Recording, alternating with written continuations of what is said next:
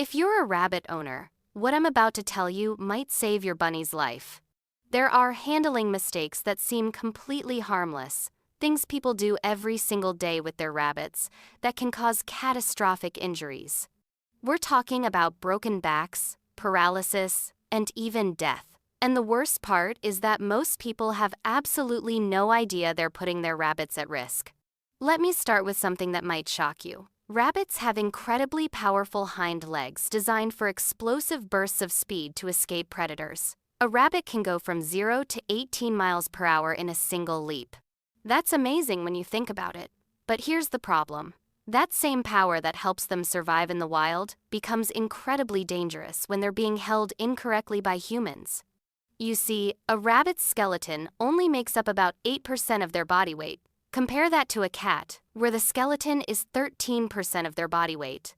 This means rabbits have relatively fragile bones, especially in their spine. Their bones are light and delicate, almost like a bird's bones. Evolution designed them this way so they could be fast and agile. But it also means their bones can break incredibly easily under stress. Now imagine this scenario. You're holding your rabbit, and suddenly they get spooked. Maybe there's a loud noise, or they see something that frightens them. Their instinct kicks in immediately. Those powerful hind legs start kicking. They're trying to run, trying to escape, but you're holding them in midair. There's nothing for their feet to push against. So what happens? All that force, all that power, goes directly into their spine. In that moment, their back can snap, just like that. It can happen so fast that you don't even realize what's occurred until your rabbit goes limp in your arms. This is called spinal fracture or spinal dislocation, and it's one of the most heartbreaking injuries a rabbit can suffer. Many rabbits who experience this become paralyzed in their hind legs. Some die from the trauma, and it all happens because of how we hold them. So let's talk about the specific mistakes people make. The first and most common one is holding a rabbit with their hindquarters unsupported. Picture someone picking up a rabbit and holding them like a cat, with one hand under the chest and the rabbit's body just dangling. This is incredibly dangerous. When a rabbit kicks and their back end isn't supported, all the twisting force concentrates in their lower spine. That's exactly where fractures happen most often. Another huge mistake is holding a rabbit on their back in what some people call a trance or hypnosis position. You might have seen this. Someone flips a rabbit onto their back, and the rabbit seems to go limp and relaxed. Some people think this is calming for the rabbit, but here's the truth. This isn't relaxation. This is tonic immobility, which is a fear response. In the wild, this is what rabbits do when they think they're about to be killed by a predator. They're literally playing dead. When a rabbit is in this position, they're terrified. Their heart rate goes up, their stress hormones spike. And if they suddenly snap out of it and start thrashing, they can easily injure their spine because they're in such a vulnerable position. This technique should never be used. There's simply no good reason to put a rabbit through this kind of stress. Here's another mistake that seems innocent but can be deadly. Letting children handle rabbits without proper supervision and instruction. Kids naturally want to cuddle and squeeze animals. They don't understand how fragile rabbits are. A child might hold a rabbit too tightly, or drop them, or not support them properly. And rabbits, sensing the child's excitement or nervousness, often struggle more. This combination is a recipe for disaster. I'm not saying children can't interact with rabbits. They absolutely can. But they need to be taught the right way, and they need to be supervised every single time.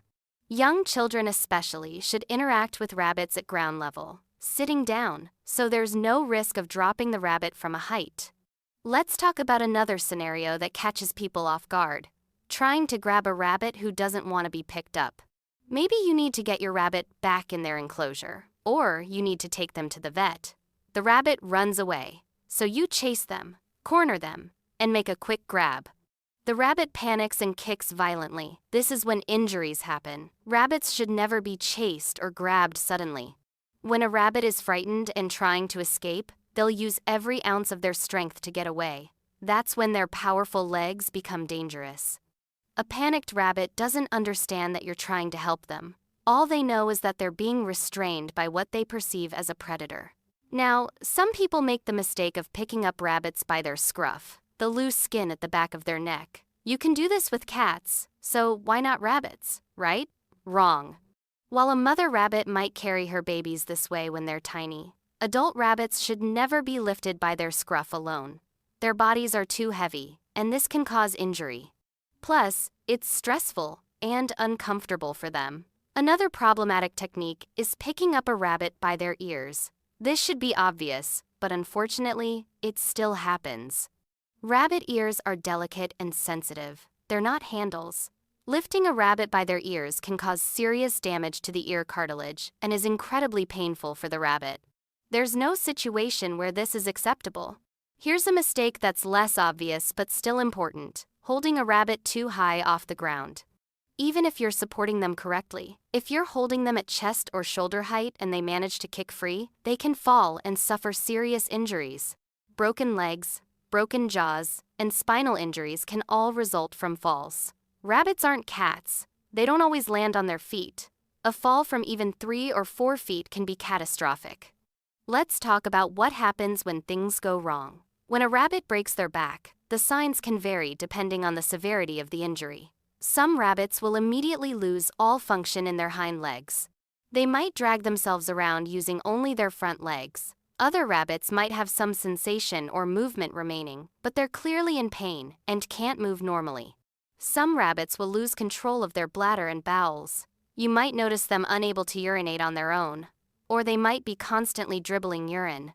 This happens because the nerves that control these functions run through the spine, and when the spine is damaged, those signals can't get through. The rabbit might also show signs of severe pain. They might grind their teeth loudly, sit in a hunched position, or become aggressive if you try to touch their back or hindquarters. Some rabbits go into shock, becoming very quiet and still, with a rapid heartbeat and pale gums. If you suspect your rabbit has a spinal injury, this is a life-threatening emergency. Every second counts. You need to get them to a veterinarian immediately. The rabbit should be moved as little as possible and should be transported on a flat, firm surface to prevent any additional movement of the spine. The tragedy of all this is that most spinal injuries in pet rabbits are completely preventable. They're caused by handling errors, not by disease or accidents that couldn't be avoided.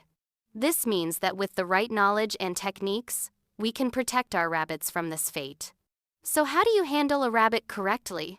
Let me walk you through the safe technique. First, approach your rabbit calmly. Rabbits are prey animals, so sudden movements frighten them. Talk softly to them. Let them see you coming. If they're in an enclosure, don't reach in suddenly from above. Remember, predators attack from above. Instead, approach from the side. Before you pick them up, pet them and let them know you're there. Then, place one hand under their chest, right behind their front legs. Your fingers should wrap around the chest, supporting it firmly but gently. Your other hand goes immediately under their hindquarters, supporting their bottom and back legs. This is crucial. The hind end must be supported at all times. Now, lift them smoothly and bring them close to your body. Tuck them against your chest so they feel secure. Their feet should be pointed toward you, not away from you. This way, if they do push with their legs, they're pushing against your body, not thrashing in the air. Keep them low. Don't hold them up high where a fall would be dangerous. If your rabbit starts to struggle, don't panic or squeeze tighter. Lower yourself and the rabbit toward the ground immediately so that if they kick free, they won't fall far. Once you're low, gently set them down. Not all rabbits like being picked up, and that's completely normal. Many prefer staying on the ground, coming to you for pets, or sitting in your lap only when they choose. Being handled isn't a requirement for them to bond with you. For rabbits that strongly resist being held, use desensitization. Start with petting on the ground, give treats, then practice the holding position without lifting. Some rabbits will improve, some won't. For necessary handling like vet visits or nail trims, train them to enter a carrier on their own using treats much safer than grabbing a scared rabbit. Watch for red flags, frequent struggling, violent twisting, dropping or almost dropping them, or signs of soreness or reluctance to move afterward. These all indicate unsafe handling. This isn't meant to scare you. Rabbits can enjoy safe physical interaction. The goal is confidence and proper technique. Many owners go years without incident because they learn to handle correctly from the start. If you're new, get help from experienced rabbit owners or a rabbit-savvy vet. Seeing proper technique demonstrated helps a lot. Share this knowledge with others. Most people don't realize how fragile a rabbit's spine is. Rabbits are intelligent, affectionate companions who deserve safe handling. Supporting their hindquarters, keeping them close to your body, and using gentle, correct technique builds trust and protects them for life.